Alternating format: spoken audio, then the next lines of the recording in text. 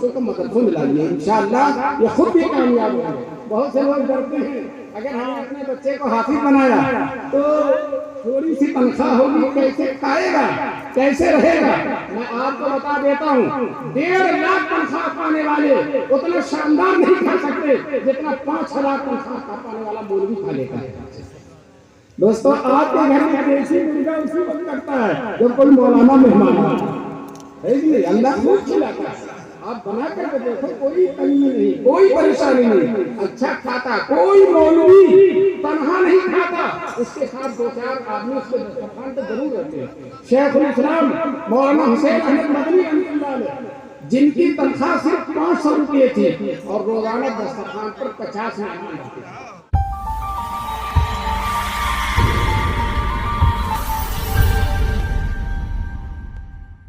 بڑی مسرت کی بات ہے کہ آج ہمارے بیچ وہ ہستی تشریف فرما ہے جن کا آنا سونے پر سہاگا ہوگا۔ ایسے روشنی و تابناکی کے عالم میں حضرت کا جلوہ نمائی کرنا ہمارے لیے نور ہی نور ہوگا۔ جہاں سے عشاق رسول کا ٹھاٹھے مارتا ہوا سمندر اڑ پڑا ہو، حضرت کا قدم مبارک رکھنا سرور ہی سرور ہوگا۔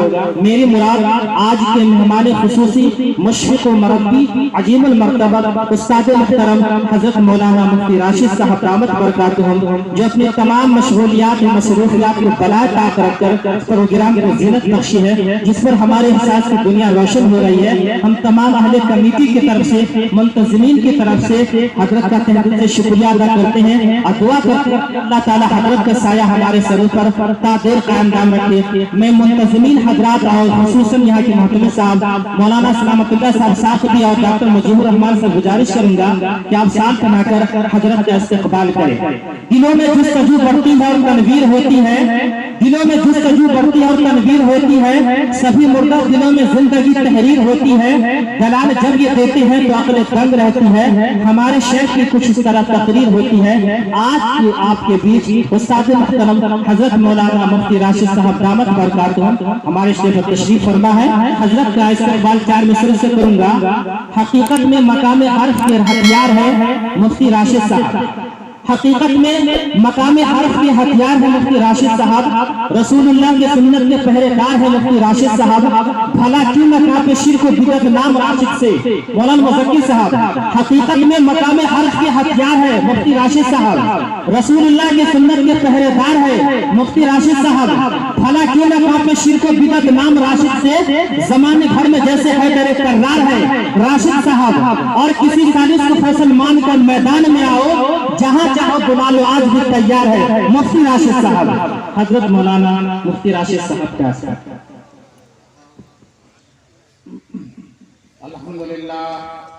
الحمدللہ نحمده ونستعینه ونستغفره ونؤمن به ونتوکل علیہ ونعوذ باللہ من شرور انفسنا ومن سیئات اعمالنا، من یهده اللہ فلا مضل له ومن یضلل فلا ہادی له، واشهد ان لا الہ الا اللہ وحدہ لا شریک له، واشهد ان سیدنا ومولانا محمدا عبدہ ورسولہ صلی اللہ علیہ وسلم۔ اعوذ باللہ من الشیطان الرجیم، بسم اللہ الرحمن الرحیم، لا تحرک به لسانک لتعجل به، ان علینا جمعہ وقرآنہ، فإذا قرأناه فاتبع القرآن ثم إن علينا بيانه، صدق الله العلي العظيم۔ وقال الله تبارك وتعالى إنا نحن نزلنا الذكر وإنا له لحافظون۔ وقال النبي صلى الله عليه وسلم خيركم من تعلم القرآن وعلمه، أو كما قال النبي صلى الله عليه وسلم۔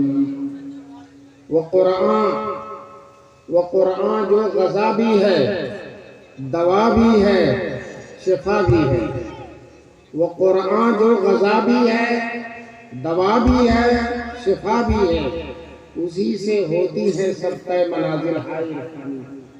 حضرت صدر جلسہ، معزز اور محترم علماء کرام، محترم بزرگوں اور دوستوں، نوجوانان ملت اور بہت بڑی تعداد میں آئی ہوئی نیک ماؤں اور بہنوں، میں اس لیے کہہ رہا ہوں کہ اگر مرد 20 آ رہے ہیں تو عورتیں 40 آ رہی ہیں، آتی ہی جا رہی ہیں، جو ان کے اندر ماشاءاللہ دین کی بات کے سننے کا جذبہ ہے۔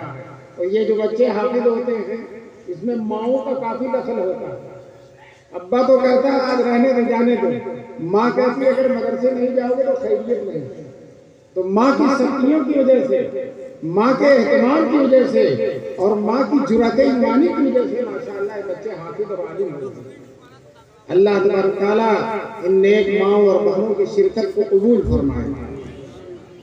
یہ اللہ کا بڑا کرم ہے، احسان ہے کہ مغرب بعد سے آپ حضرات یہاں تشریف فرما ہے اور دین کی باتیں ہو رہی ہیں، مختلف علماء کرام کی اچھی تقریریں آپ کے سامنے آ چکی ہیں۔ اب آپ حضرات سننے کے لیے بیٹھ ہی گئے ہیں اور میں سنانے کے لیے بیٹھ گیا ہوں۔ مائک ٹھیک رہے یا نہ رہے، انشاءاللہ ہم سب لوگ ٹھیک رہیں گے، غور سے سنیں گے، اور جو سمجھ میں نہیں آئے گا صبر کر لیں گے، اور جو سمجھ میں آ جائے گا اس کا عمل کر لیں گے انشاءاللہ۔ ابھی آپ کے سامنے مدرسے کی کارکردگی آئی ہے۔ یہ 4 بچے ماشاءاللہ قرآن کریم کے حافظ ہوئے ہیں، 4 بچے، اور یہ دینی مدرسوں کی عظیم الشان کامیابی ہے۔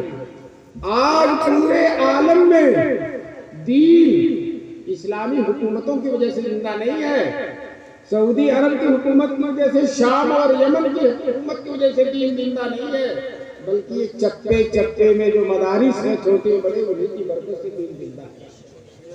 اور انشاءاللہ ان مدرسوں کی برکت سے قیامت تک دین اسی طرح سے تازہ بن رہے گا۔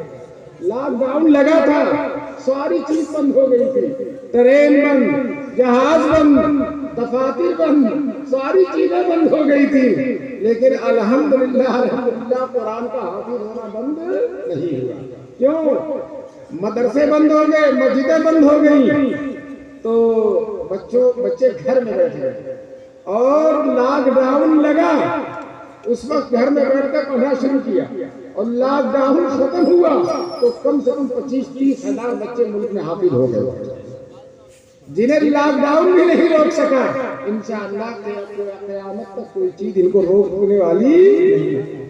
آج اگر ملک میں قرآن کریم کے 70,000 حافظ ہیں، میں محتاط تعداد بتلا رہا ہوں، اس سے زیادہ ہو سکتے ہیں، تو کل انشاءاللہ آئندہ سال انشاءاللہ 70 نہیں، 60 نہیں، 80,000 85,000 قرآن کریم کے حافظ ہو جائیں گے۔ بتائیے اس دین کو کوئی کیسے ختم کر سکتا ہے جس دین کے چھوٹے چھوٹے بچے قرآن کریم کے حافظ ہیں۔ بعد مدرسوں میں جاؤ تو لگتا ہے کہ اس بچے کو ابھی کمر بند باندھنے کا بھی ڈھنگ نہیں آیا ہوگا، اور ماشاءاللہ قرآن کا حافظ ہوگا۔ قرآن کا چھوٹے چھوٹے بچے قرآن کے حافظ ہیں۔ آج پوری دنیا عیسائیت آج ہمارے پیچھے پڑی ہوئی ہے، خونخواری میں جو ہے اپنا نام لکھا رہی ہے، مسلمانوں کی نسلوں کو ختم کرنے کی فکر میں ہے، لیکن دوستو پوری دنیا میں عیسائیوں کے سینکڑوں ملک ہیں اور سب سے زیادہ تعداد ہے۔ میں چیلنج کر کے کہتا ہوں ایک انجیل کا حافظ پوری دنیا عیسائیت پیش کرنے سے قاصر ہے، نہیں کر سکتے۔ یہودی جو اپنی سازشوں میں دماغ میں بہت ماہر مانے جاتے ہیں، وہ دماغ ہی کس کام کا جس دماغ میں مذہبی کتاب ہی نہیں آ رہی ہے۔ ایک یہودی توریت کا حافظ نہیں، پوری دنیا میں ایک۔ اور الحمدللہ ابھی میں مجمع میں اعلان کر دوں کہ قرآن کے جتنے حفاظ کھڑے ہو جائیں تو آپ دیکھتے رہ جائیں گے، بہت بڑا مجمع حافظوں کا یہاں بھی موجود ہے۔ دوستو اس دین کو کوئی کیسے ختم کر سکتا؟ میں اڑیسہ کے ایک مدرسے میں گیا تھا، چھپروں کا مدرسہ تھا، اور 4 بچے اسی طرح سے قرآن کے حافظ ہوئے تھے۔ محتمم صاحب کھڑے ہوئے، جیسے یہاں کے محتمم صاحب مولانا سلامت اللہ ان کو سلامت رکھے، اور ماشاءاللہ انہیں فدا پیدا کر دیے، دین کے بہار پیدا کر دیے۔ بتائیے اس جگہ میں اس چھوٹی سی بستی میں اتنا بڑا مجمع آیا ہوا ہے، چپے چپے سے علماء کرام تشریف لائے، دیوبند سے لوگ آ گئے ہیں، امارت شرعیہ سے آ گئے، کہاں سے لوگ آ گئے ہیں۔ یہ ان مدرسوں کی برکت ہے، یہ علماء کی خدمت کا نتیجہ ہے۔ چنانچہ اڑیسہ کے مدرسے میں جو چھپروں کا مدرسہ تھا، 4 بچے قرآن کے حافظ ہوئے تھے. محتمی صاحب چولے نہیں سما رہے, بہت سوچتے. جب رپورٹ سنانے کے لیے کھڑے ہوئے تو چھپروں کی طرف اشارہ کر کے کہا کہ ان چھپروں نے 4 بادشاہ پیدا کیے. ان چھپروں نے 4 بادشاہ پیدا کیے. دوستوں میں سچ کہتا ہوں, کوئی بادشاہ ان حافظ قرآن کا مقابلہ نہیں کر سکے گا. بادشاہ آج ہے اور کل نہیں رہے گا. آج کوئی بڑے سے بڑا بادشاہ, کوئی بڑے سے بڑا سورما وہ گارنٹی نہیں دے سکتا کہ کل رہے گا کہ نہیں رہے گا. لیکن انشاءاللہ یہ حافظ قرآن آج بھی حافظ رہے گا اور کل بھی رہے گا اور قبر میں بھی رہے گا اور میدان محشر میں بھی رہے گا. دوستو ان کا کوئی مقابلہ کر سکتا ہے؟ میدان محشر میں ایک حافظ اپنے خاندان کے 10 آدمی جن کے لیے جہنم واجب ہو چکی ہوگی سفارش کرے گا. بادشاہ تو کھڑا ہوا تاک رہا ہوگا. اگر مسلمان ہوگا, غیر مسلم ہوگا تو چھوڑو, اس کا کوئی مسئلہ ہی نہیں. اگر مسلمان ہوگا تو تاک رہا ہوگا کہ کوئی حافظ قرآن میری بھی سفارش کر دے, کوئی حافظ قرآن میری بھی سفارش کر دے. دوستوں بہار ہوگی حافظوں کی, اور حافظوں کا تو 10 کا کوٹا ہے اور علماء کرام کا کوٹا ہی نہیں ہے, یعنی بے شمار. چنانچہ طبرانی کی روایت ہے, یجاء بالعالم والعابد یوم القیامہ, قیامت میں عالم کو اور عابد کو لایا جائے گا. عالم کس کو کہتے ہیں؟ جو قرآن حدیث کو عربی میں جانتا ہے. اور عابد کس کو کہتے ہیں؟ جو دیندار ہے, نمازی ہے, جماعت میں جاتا ہے, چلے لگاتا ہے, دین کی باتیں لوگوں کو بتلاتا ہے, دین پر عمل بھی کرتا ہے, داڑھی رکھتا ہے, سجدوں کے نور سے منور پیشانی رکھتا ہے, لیکن اس کے باوجود عربی نہیں جانتا, براہ راست قرآن حدیث کو, اس کو کیا کہتے ہیں؟ عابد کہتے ہیں. میدان محشر میں عالم اور عابد دونوں کو لایا جائے گا. عابد آئے گا, اللہ کے سامنے بیٹھے گا, اللہ کہے گا جاؤ جنت میں چلے جاؤ. وہ خرامہ اپنا جنت میں چلے جائے گا. مولانا صاحب ابھی بہت ہم لوگ جو بہت جلدی علماء سے بدگمان ہو جاتے ہیں, شاید یہ سوچنے لگے کہ عابد تو جنت میں گیا, مولانا بیٹھے کیا پھنس گئے کیا, مولانا پھنس گئے کیا, یہ سوچے گا آدمی. ہو سکتا ہے سوچے کہ بہت جلدی لوگ علماء سے بدگمان ہوتے ہیں, دوسروں سے کم ہوتے ہیں اور علماء سے زیادہ ہوتے ہیں بدگمان. تو دوستو اللہ تعالیٰ فرمائیں گے, اے عالم اٹھو, ایک جم غفیر کی سفارش کر کے اپنے ساتھ جنت میں لے جاؤ. تم دنیا میں تنہا نہیں رہتے تھے, انسانیت کی ہدایت کرتے تھے, لوگوں کے مجمع میں رہتے تھے, لوگوں کو دین کی باتیں بتاتے تھے, فتوے دیتے تھے, تقریریں کرتے تھے, مسائل بتلاتے تھے اور ان کو ہدایت کا راستہ سکھاتے تھے. تو جس طرح سے دنیا میں ایک جم غفیر کی ہدایت کرتے تھے, آج ایک جم غفیر کی سفارش کرتے ہیں. چنانچہ وہ بڑی شان کے ساتھ جنت میں جائے گا, اپنے جلوس کو لے کر جنت میں جائے گا. دوستو یہ عالم اور حافظ کی شان ہے. اللہ تعالیٰ ہم سب کو اس بات کی توفیق نصیب فرمائے کہ اپنے بیٹوں کو حافظ بنائیں, عالم بنائیں, قاری بنائیں, دیندار بنائیں. انشاءاللہ خود بھی سرخرو رہے گا, خود بھی کامیاب رہے گا, اور تمہارے مرنے کے بعد وہ تمہاری کامیابی کا بہترین ذریعہ بنے گا.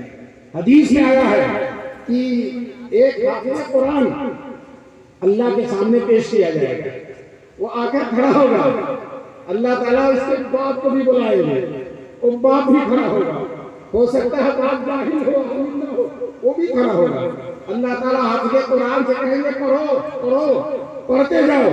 وہ فرفر اور باللہ بسم اللہ کہہ کر پڑھنا شروع کرے گا. جب اچھا حافظ ہوتا ہے, اتنا اچھا یاد ہوتا ہے کہ اس کا دل خوب لگتا ہے پڑھنے میں. اسے کہتے ہیں 1 پارہ پڑھنے کے لیے تو 2 پارہ پڑھتا ہے, اس کی طبیعت جھوم جاتی ہے پڑھنے میں, مست ہو جاتا ہے, کوئی سرور پیدا ہو جاتی ہے.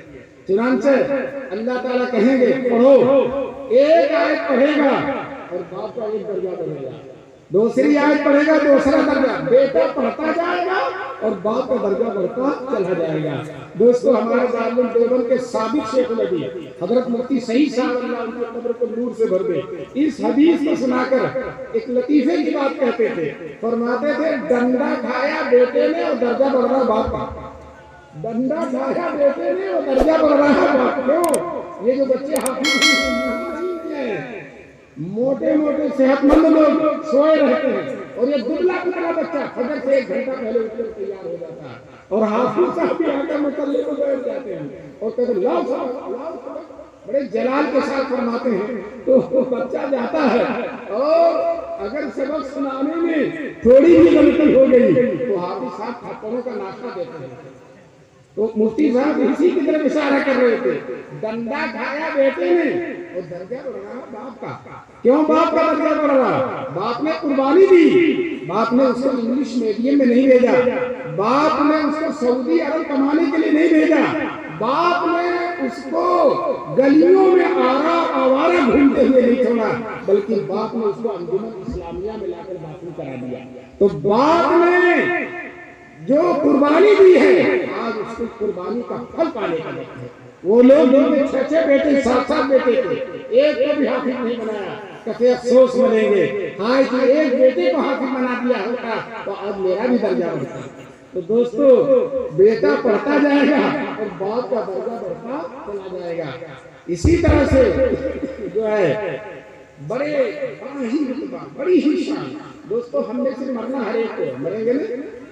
کوئی صاحب اگر نہ مرے تو اپنا نام لکھوا دیں, ان کو نہ مرنا ہو تو اپنا نام لکھوا دیں. کوئی سہانے سے نہیں. اللہ نے قرآن میں فرمایا پیدا نہیں ہے تو مرنے کا خطرہ نہیں تھا, لیکن جب پیدا ہو گئے تو مرنا ہی مرنا. چنانچہ مجھے ایک لطیفہ یاد آیا. ایک فقیر تھا, اس کی پگڑی لے کر چور بھاگ گیا. چور بھاگا بازار کی طرف اور فقیر الٹے جا کر, قبرستان کا گھر تھا, بازار گھر جا کے قبرستان کے گیٹ پر بیٹھ گیا. کسی نے کہا فقیر تم سے زیادہ بیوقوف کون ہے؟ تیری پگڑی شہر کی طرف گئی ہے اور تو قبرستان کے گیٹ پر بیٹھا ہے. تو فقیر بڑے بھولے پن سے کہتا ہے کہیں بھی جائے یہی آئے, کہیں بھی جائے یہی آئے.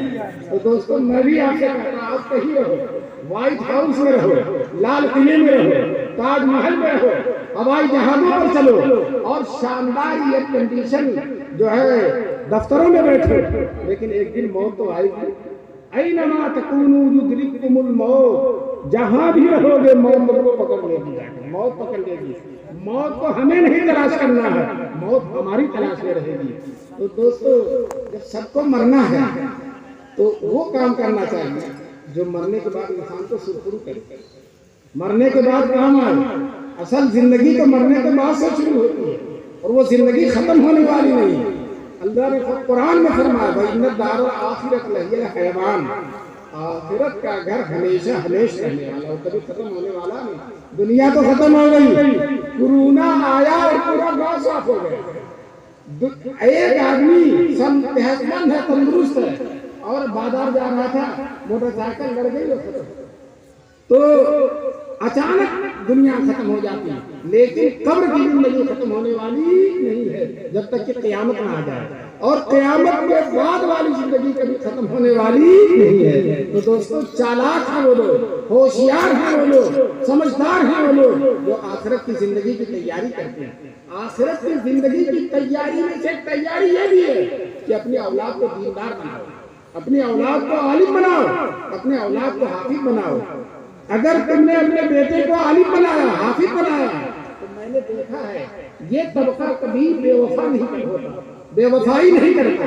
آپ ڈاکٹر بنا دو, انجینئر بنا دو, ضرورت ہے, بنانا چاہیے, ہم اس کی مخالفت نہیں کرتے ہیں. علماء کرام تنگ نظر نہیں ہوتے ہیں, علماء کرام تو ہر تعلیم دیتے ہیں. آج کل الحمدللہ ہم لوگوں نے ایک تحریک چلا رکھی ہے کہ عربی تعلیم کے ساتھ ساتھ دنیاوی تعلیم ہم مدرسوں میں بھی دے رہے ہیں, مفت دے رہے ہیں. وہ بچے تعلیم جان کے فیس ملے گی ان کی, اور ہم ان کو جس طرح سے قرآن مفت میں پڑھا رہے ہیں اسی طرح سے سائنس, جغرافیہ اور انگریزی بھی ان کو مفت میں پڑھا رہے ہیں, اور ان کو کمپیوٹر مفت میں سکھا رہے ہیں, انہیں پیسہ دے کے کھلا کھلا کے سکھا رہے ہیں. اگر تمہارے اسکولوں اور کالجوں میں جائے گا تو تم بڑے بڑے ڈونیشن لوگو, فیس لوگے, اور الحمدللہ ہم دین کی بھی تعلیم دیتے ہیں, دنیا کی تعلیم بھی دیتے ہیں. اور یہی نہیں, آپ ایک بیٹے کو کوئی بہت دور دراز سے یو پی کے کسی مدرسے میں بچہ چلا جاتا ہے, کوئی ابا بھی نہیں ہے, کوئی گھر نہیں ہے, گاؤں کا ایک لڑکا جا رہا ہے, اس کے ساتھ لگا دیا. اب مدرسے والوں نے نونہال پر اتنی محنت کی ہے کہ اس کو حافظ بھی بنایا, قاری بھی بنایا, اور مفتی بھی بنایا, ادیب بھی بن گیا. مولانا نور عالم ادیب بن گیا, عالمی ادیب بن گیا.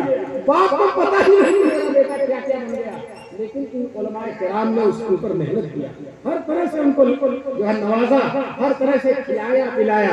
آپ نے دیکھا نہیں یہ بچے ان کو مفت کھلا کر حافظ بنایا گیا اور بیمار ہوئے ان کا علاج بھی کیا گیا۔ اگر ایک گھر ہوتے تو شاید ڈاکٹر کے پاس اتنی جلدی نہ لے جایا جاتا، جتنا مدرسے میں بیمار پڑتے ہیں تو مولوی صاحب ان کو فوراً ڈاکٹر سے لے جاتے ہیں، ان کا پورا علاج کرتے ہیں۔ دوستو اب جب حافظ ہو جاتے ہیں تو پگڑی بھی مدرسے ہی کے پیسے سے بنتی ہے۔ پگڑی گھر والے دیتے ہیں، ارے گھر والے دیتے ہیں مدرسے ہی کے پیسے سے بنتی ہے۔ تو الحمدللہ مدارس دین کی بھی تعلیم دے رہے ہیں، دنیا کی بھی تعلیم دے رہے ہیں۔ میں عرض یہ کر رہا تھا آپ اپنے بچوں کو مدرسوں میں لائیں گے، کیا فائدہ ہے؟ آپ اسکولوں اور کالجوں میں لے جا رہے ہیں، وہاں بھاری فیس دے رہے ہیں، تہذیب بھی بگڑ رہی ہے۔ ہماری بچیاں جو جا رہی ہیں وہ غیروں کے ساتھ چلی جا رہی ہیں، جو وہاں جا رہی ہیں غیروں کے ساتھ چلی جا رہی ہیں۔ آپ اپنے ماحول میں عربی تعلیم کے مدرسے کھل چکے ہیں، عفت پاک دامنی کے ساتھ اور تقویٰ طہارت کے ساتھ وہ مدارس چلائے جا رہے ہیں، ان میں اپنی بچیوں کو پڑھاؤ اور اپنے بچوں کو عربی مدرسوں میں پڑھاؤ۔ انشاءاللہ وہ حافظ بھی ہوگا اور حافظ ہونے پر ڈاکٹر بھی بن جائے گا اور انجینئر بھی بن جائے گا۔ اور یاد رکھو وہ ڈاکٹر کوئی ڈاکٹر اس کا مقابلہ نہیں کر سکتا جو حافظ قرآن ہوتا ہے، جو حافظ قرآن ہو کر ڈاکٹر بنا، اس کا ذہن بڑا تیز ہوتا ہے۔ علی گڑھ میں پروفیسران ہیں، جو بڑے بڑے پروفیسر ہیں، اپنے بچوں کو ہی پڑھاتے ہیں لیکن نیت اچھی نہیں، معاف کیجیے گا، وہ حفظ اس لیے پڑھاتے ہیں کہ صحیح ہو جائے گا تو اس کی انگریزی تعلیم میں بہت آسانی ہو جائے گی، ڈگریاں حاصل کر لے گا، تو ڈگری کے لیے پڑھا رہے ہیں۔ لیکن وہ بھی اس بات کو مانتے ہیں، دنیا دار لوگ ہیں لیکن وہ بھی اس بات کو مانتے ہیں کہ حفظ پڑھنے سے، قرآن یاد کرنے سے بچہ صحیح سے نہیں ہو جاتا، سطیح ہو جاتا ہے، اور اس کے دماغ میں پھر آگے ہر اچھی چیز کو قبول کرنے کی صلاحیت پیدا ہو جاتی ہے۔ اس لیے ہم کو اپنے مرنے کی تیاری کے طور پر بھی اپنے بیٹے کو حافظ بنائیں گے۔ کیوں؟ میں نے ابھی بتایا حافظ عالم بے وفا نہیں ہوتا، قرآن پڑھتا ہے، 2 پارہ 3 پارہ پڑھ کر والد کی روح کو انسانی ثواب کرتا ہے۔ میں نے علماء کو دیکھا ہر نماز کے بعد دعا کرتی ہے، اللہ میرے ابا اور اماں کی مغفرت فرما، ان کے درجات بلند فرما۔ جب بقرعید آتی ہے اپنی معمولی تنخواہ میں سے ایک بکرا ابا کے لیے ذبح کرتے ہیں اور ایک بکرا اماں کے لیے ذبح کرتے ہیں۔ حج میں جاتے ہیں، عرفات، مینا، مزدلفہ میں اب دعا کرتے ہیں، اللہ میرے ابا کی مغفرت فرما، میرے اماں کی مغفرت فرما۔ دوستو ہر وقت ان کو آپ کو یاد رکھیں، اور اگر حافظ نہیں بنایا، عالم نہیں بنایا تو جتنی بڑی ڈگری ہوگی اتنا ہی تم سے دور رہے گا، اتنا ہی تم سے دور رہے گا، اور اپنے بال بچوں کو لے کر چلا جائے گا، اور بڑھاپے میں تم گھر میں رہو گے تو تمہیں پوچھنے والا نہیں ہوگا۔ اور اگر عالم بنے گا، اگر عالم بنے گا، میرے والد کے 6 بھائی تھے، میرے دادا کے 6 لڑکے تھے، اور جب دادا بیمار ہوئے تو سب مدرسے سے چھٹی لے کر آگے خدمت کرنے، سب کے ساتھ خدمت کرنے کے لیے آگے۔ لیکن میرے ہی خاندان میں ایک صاحب تھے، ان کے 3 بیٹے تھے، اور انہوں نے تینوں کو بڑی اعلیٰ درجے کی تعلیم دی تھی۔ ایک ان کی زندگی میں کلکٹر بن گیا تھا، ایک فخرالدین علی احمد خان PA بن گیا تھا۔ لیکن دوستوں جب باپ مرا ہے تو بیٹوں میں سے کوئی بھی نہیں آیا، اور میرے دادا جن کے بیٹے عالم تھے سب کے سب آ کے چھٹی لے کر دادا کی خدمت کرنے لگے۔ تو عالم بناؤ گے، حافظ بناؤ گے، انشاءاللہ تمہاری خدمت کرے گا، تمہیں یاد رکھے گا، مرنے کے بعد بھی یاد رکھے گا۔ جلال الدین سیوطی نے اپنی تفسیر در منصور میں واقعہ لکھا ہے، ایک بیٹا حافظ قرآن تھا، اپنی اماں کی قبر پر جا کر روزانہ قرآن پڑھتا تھا۔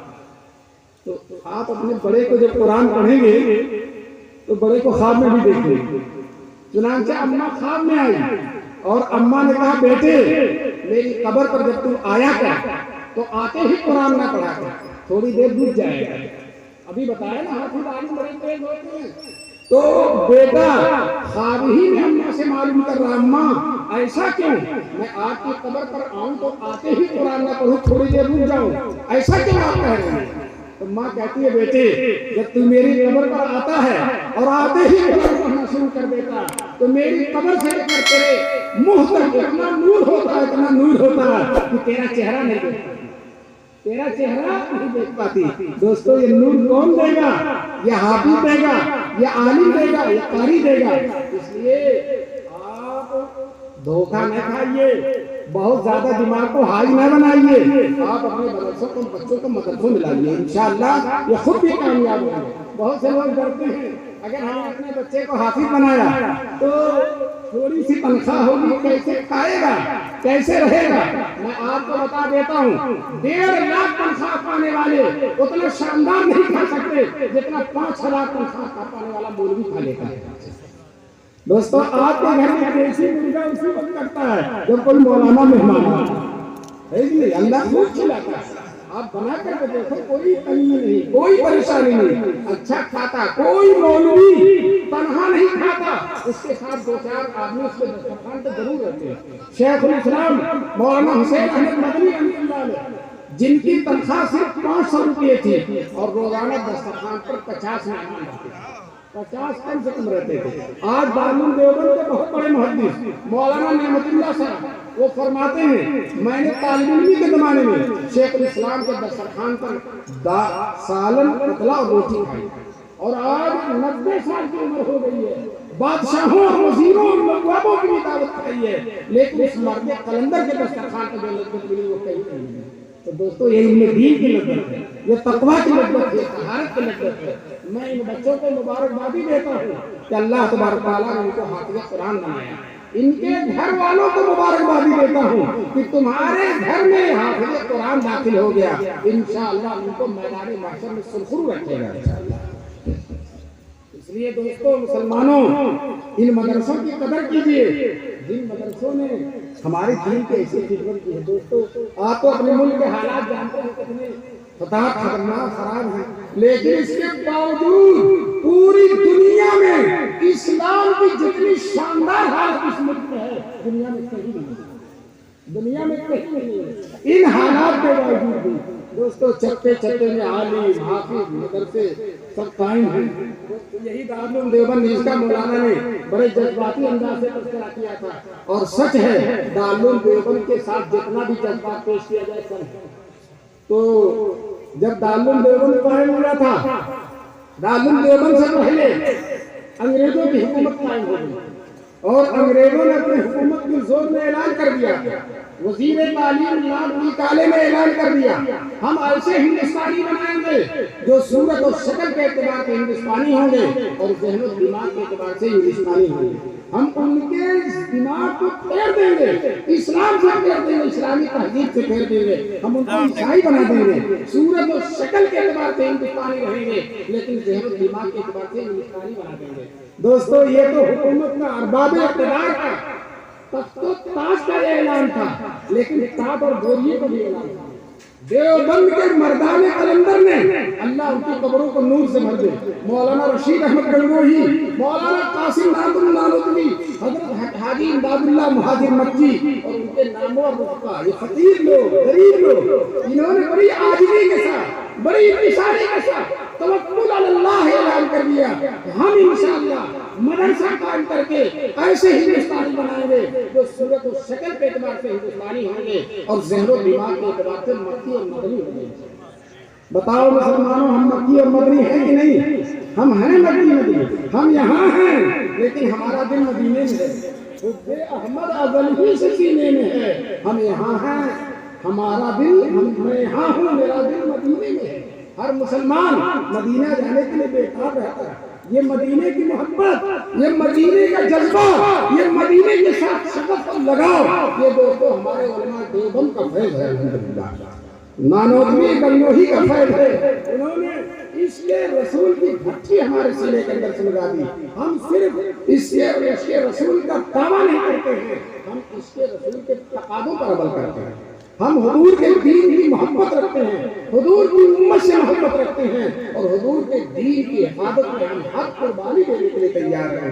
یہ مولوی بڑے علماء نے دیکھا بڈھے ہو جاتے ہیں، چلتے نہیں، گھر کا ایک کام نہیں کرتے، لیکن بمبئی چلے جاتے ہیں چندہ کرنے کے لیے کلکتہ، اور اتنی محنت کرتے ہیں۔ خود میرے والد صاحب بہت بڑے عالم تھے اور بمبئی چندہ کرنے جاتے تھے، تو مولانا مستقیم نے کہا اتنا صاحب فن اور بمبئی کی گلیوں میں گھوم رہا، دین کے لیے گھوم رہا۔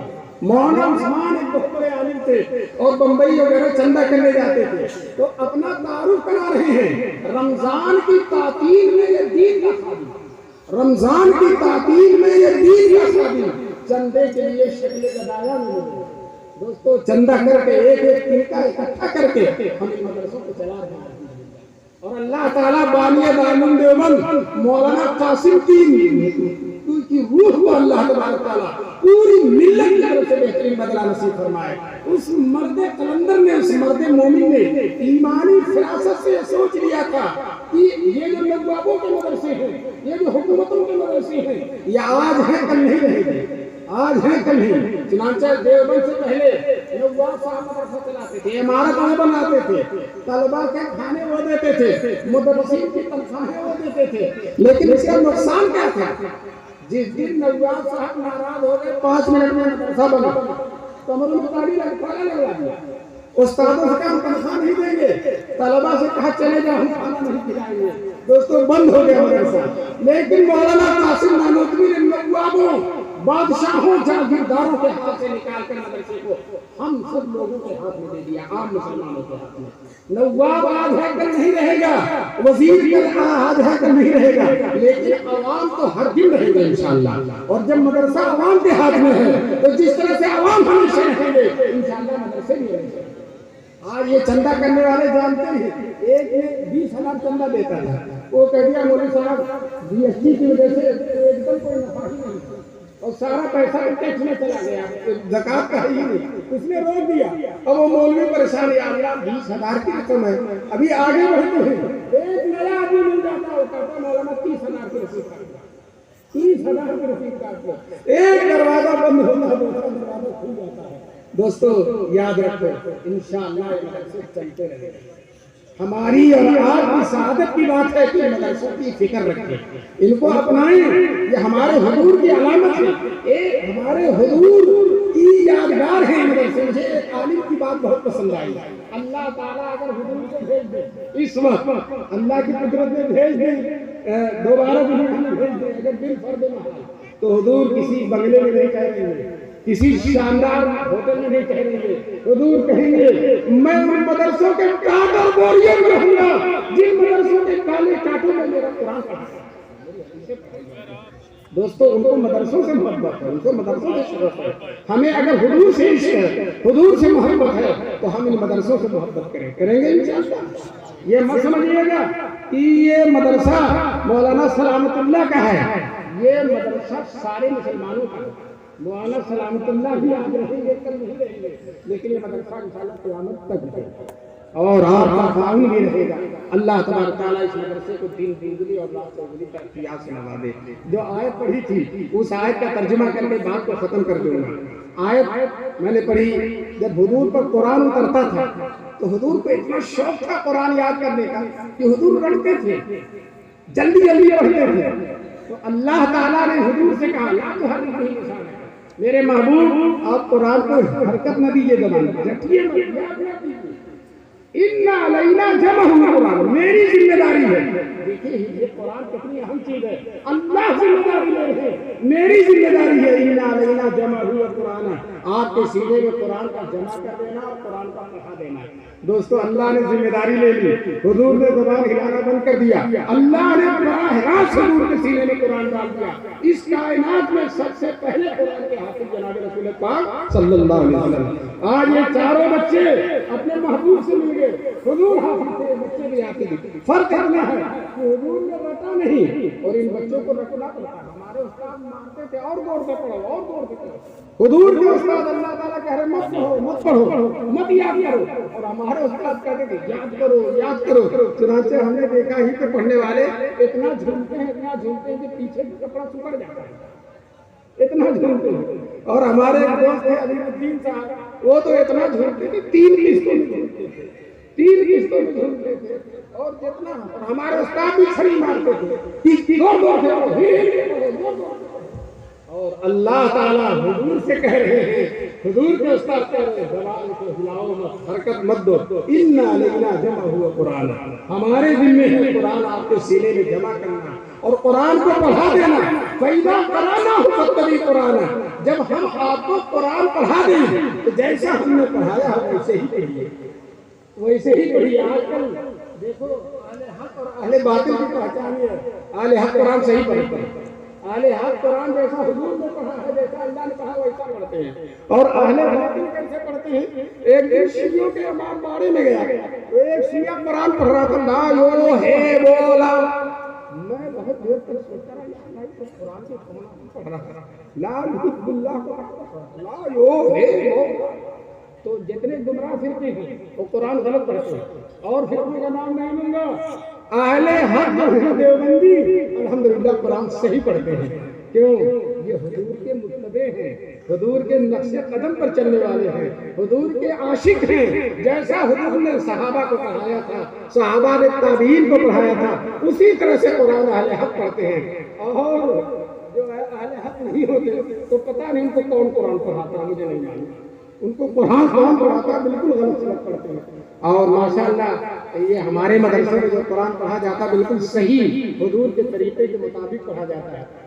مکن پور کانپور میں خانقاہ ہے, مزار ہے, شاہ بدی الدین مدار کا مزار ہے, جن کی عمر 600 سال بتائی جاتی, 600 سال, اور بالکل بدعت و خرافات. مزار پر سب گانجا پینے والے, بھانگ کھانے والے رہتے ہیں. اس مزار کا جو وہ دستہ مجاور تھا اور مزار کا جو گدی نشین تھا, اس کے 2 بیٹے تھے, دیوبندیوں کے مدرسے میں تھے. حالانکہ دیوبندیوں کو کافر کہتے ہیں, لیکن ان کے مدرسے میں بھیجا. پوچھا کہ دیوبندیوں کے مدرسے میں کیوں بھیجا؟ کہنے کے کچھ بھی ہو, قرآن یہی صحیح پڑھتا ہے, قرآن یہی صحیح پڑھتے ہیں. تو الحمدللہ ہماری یہ پہچان اور شناخت ہے کہ قرآن کو صحیح پڑھتے ہیں. اللہ تبارک تعالیٰ اس جلسے کو, اس مدرسے کو اور آپ حضرات کی اتنی حاضری کو قبول فرمائے. اور خاص طور سے مائیں اور بہنیں جو آئی ہیں, میں ان سے ایک درخواست یہ کروں گا کہ تم اگر متقی و پرہیزگار ہوگی, تمہاری گود میں پڑھنے والا پلنے والا بچہ انشاءاللہ دیندار بنے گا. حضرت سیدہ فاطمہ کی گود میں حسن اور حسین پلے, اور دوستو حسن اور حسین بن گئے. اس لیے کہ سیدہ فاطمہ علامہ اقبال کہتے ہیں بطول باش پنہاش و وبیدہ, عورتوں کو نصیحت کرتے ہیں تم بطول ہو جاؤ, فاطمہ زہرا کے نقش قدم پر چلو, نمازی بن جاؤ, دیندار بن جاؤ, متقی و پرہیزگار بن جاؤ, درود شریف پڑھنے والا بن جاؤ, گانوں سے بچو, موبائل سے بچو, گندی تصویروں سے بچو. بطول بات پنہاش و وبیدہ, اور زمانے سے الگ ہو جاؤ کہ در آغوش شبیریں بگیری, تو تمہاری گود میں آج بھی شبیر و شبت پیدا ہو سکتے ہیں. اللہ تعالیٰ ہمارے بہنوں کو تقویٰ, طہارت, دینداری, خوف خدا اور اپنے گود میں پلنے والے بچوں کا بہترین تربیت کرنے والا بنا دے. وآخر دعوانا الحمدللہ.